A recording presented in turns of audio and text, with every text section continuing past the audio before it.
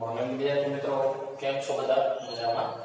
તમારા ધોરણ 8 ની અંદર સામાજિક વિજ્ઞાન પાઠ 1 પૂર્ણ કરી પાઠ 2 તરફ આગળ વધીએ છીએ, જેના પહેલા પાઠના પ્રશ્ન જવાબ મેં તમને હોમવર્કમાં આપેલા હતા. હોમવર્ક વ્યવસ્થિત રીતે મોકલાવતા જજો મિત્રો. હોમવર્ક વ્યવસ્થિત કરશો તો જ બધી ખબર પડશે. આ વસ્તુ મગજમાં રાખજો, ઠીક છે? ચાલો આગળ વધીએ. સામાજિક વિજ્ઞાનની અંદર ધોરણમાં અહીં આપણે બીજો પાઠ આપણી આસપાસ સોંપશે. તો પાના નંબર 6 પર શરૂઆત કરીએ. ધનવીર મમ્મી સાથે બગીચામાં ફરતો હતો. ફરતા ફરતા તેના મનમાં એક પ્રશ્ન ઉદ્ભવ્યો. આપણી જે જમીન પર ચાલીએ છીએ તે કેવી રીતે બની હશે? ધનવીરને આ પ્રશ્ન મમ્મીને પૂછ્યો. મમ્મી કહે, તો દરરોજ સૂર્યને જુએ છે ને? આ સૂર્યનો પણ એક કુટુંબ છે, જેને આપણે સૌર પરિવાર તરીકે ઓળખીએ છીએ. આપણી પૃથ્વી એ સૌર પરિવારનો જ એક સભ્ય છે. પૃથ્વી સૌર પરિવારના અન્ય સભ્યોની વચ્ચે રહે છે. સૌથી વિશેષ વાત તો એ છે કે આપણે જેવા સજીવોને જીવવા માટે જરૂરી એવું અનુકૂળ તાપમાન, પાણી અને હવા માત્ર પૃથ્વીને જ મળેલા છે. તેના પરિવારના અન્ય કોઈ સભ્યો પાસે આ પ્રકારની અનુકૂળતા હોવાના નક્કર પુરાવા આજ સુધી મળ્યા નથી. પૃથ્વી ઉપર મિત્રો ધનવીરના મમ્મીએ કહ્યું છે કે પૃથ્વી ઉપર એવા બધા તત્વો છે, હવા, પાણી અને જમીન, કે જ્યાં સજીવો માટે અનુકૂળતા છે. સૌર પરિવારના બીજા એક સભ્યો પાસે નથી. સામાન્ય રીતે એવું માનવામાં આવે છે કે પૃથ્વી સૂર્યમાંથી છૂટી પડી છે. જ્યારે તેનો ઉદ્ભવ થયો ત્યારે તે અગનગોળા સ્વરૂપમાં હતી. આ અગનગોળો ધીમે ધીમે ઠંડો પડવા લાગ્યો. તેના કેટલાક તત્વો પડેલા પહેલા પ્રવાહી સ્વરૂપમાં ને ત્યારબાદ ઘન સ્વરૂપમાં રૂપાંતર પામેલા. આ પ્રક્રિયા દરમિયાન જે તત્વોનું ઘન સ્વરૂપમાં રૂપાંતર થયું તેને આપણે મૃદાવરણ તરીકે ઓળખીએ છીએ. યાદ રાખજો, મૃદાવરણ એટલે જમીન. જે તત્વોનું પ્રવાહી સ્વરૂપમાં રૂપાંતર થયું તેને જલ આવરણ પાણી. જે તત્વો વાયુ સ્વરૂપમાં રૂપાંતર પામ્યા તેને વાત આવરણ એટલે કે વાતાવરણ હવા તરીકે ઓળખે. વળી રહેવા માટે કઠણ સપાટી, પીવા માટે પાણી, શ્વાસ લેવા માટે હવા મળી રહેતા પૃથ્વી પર જીવ સૃષ્ટિ વિકાસ પામી, જે જીવ આવરણ તરીકે ઓળખાય છે. આમ પૃથ્વી પર 4 આવરણો અસ્તિત્વમાં આવેલા છે. તો અહીં જોઈ શકો છો, મૃદાવરણ જમીનનું આવરણ, જલાવરણ એટલે કે કોનું? પાણીનું, વાતાવરણ એટલે હવાનું. આ બધા આવરણોથી જે આવરણ બનીને જીવ આવરણ તરીકે ઓળખવામાં આવે છે. પેજ નંબર 6 પર તમે 3 આવરણો વિશે ભણ્યા મિત્રો. હવે બધા આવરણોને આપણે ડિટેલ્સમાં જોઈશું. ચાલો, પહેલું છે લિથોસ્ફિયર એટલે કે મૃદ આવરણ.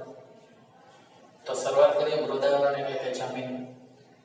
આપણે પૃથ્વીના જે ભાગ પર વસવાટ કરીએ છીએ તે ભાગને મૃદાવરણ તરીકે ઓળખવામાં આવે છે. મૃદ એટલે માટી અને આવરણ એટલે પડ. પૃથ્વીનો ઉપરનો પોપડો માટીના ખડકો જેવા ઘન પદાર્થોનો બનેલો છે. તેથી તેને ઘનાવરણ કે શિલાવરણ તરીકે પણ ઓળખવામાં આવે છે.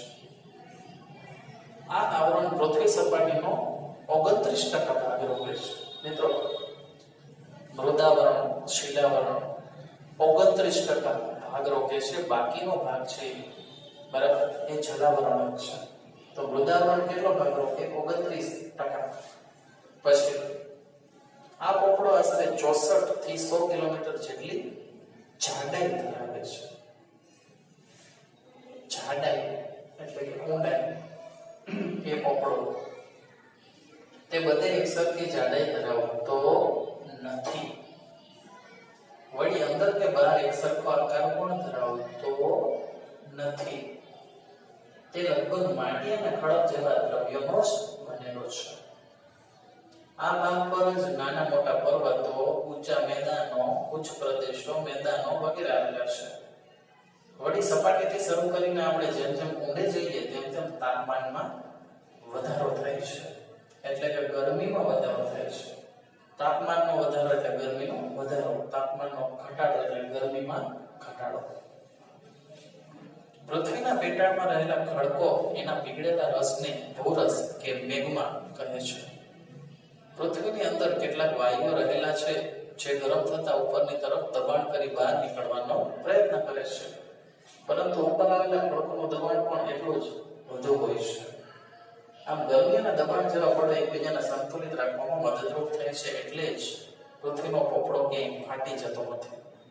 જ્યાં સમતોલા જળવાતી નથી ત્યાં પોપડો ફાટતા જ્વાળામુખી નીકળે છે. મમ્મી, આ મૃદાવરણ આપણને કઈ રીતે ઉપયોગી થાય છે? જો મૃદાવરણ ના હોય તો આપણું ઘર શાના પર બાંધીએ? પીવાનું પાણી કે ખોરાક માટે, ખેતી ઉદ્યોગ માટે જરૂરી ખનીજ કે પછી જંગલ મૃદાવરણ વખત એના વગર તો શક્ય જ નથી. ચાલો આપણે મૃદાવરણ વિશે જે વાત કરીએ છીએ તેના આધારે મૃદાવરણમાં શું શું આવી શકે તેનું ચિત્ર દોરો. બરાબર? તો તેનું ચિત્ર છે મૃદ આવરણ. જમીન ઉપર શું શું કરી શકીએ છીએ મિત્રો, એની વિશે આપણે ચર્ચા કરવાની હોય. તો મિત્રો, જમીન ઉપર આપણે ઘણી બધી વસ્તુ કરી શકીએ. તો પાના નંબર 6 અને 7 ઉપર મૃદાવરણ. Page number 6 and 7. આની ઉપર આપણે મૃદાવરણ કરેલું છે 7 જે તમારે તમારી રફ બુક ની અંદર અને પાકી બુક ની અંદર એક વાર લખવાનું છે. મિત્રો, જેટલું લખશો એટલું જ આવડશે. દરેક વિડીયોની અંદર હું કહું છું કે જેટલું લખશો એટલું આવડશે. લખવામાં આળસ કરશો તો કંઈ નહીં આવડે. ચાલો મળશો આવતા નેક્સ્ટ વિડીયોમાં. ત્યાર સુધી બધા જ મિત્રો ઘરે રહો, સુરક્ષિત રહો. Thank you.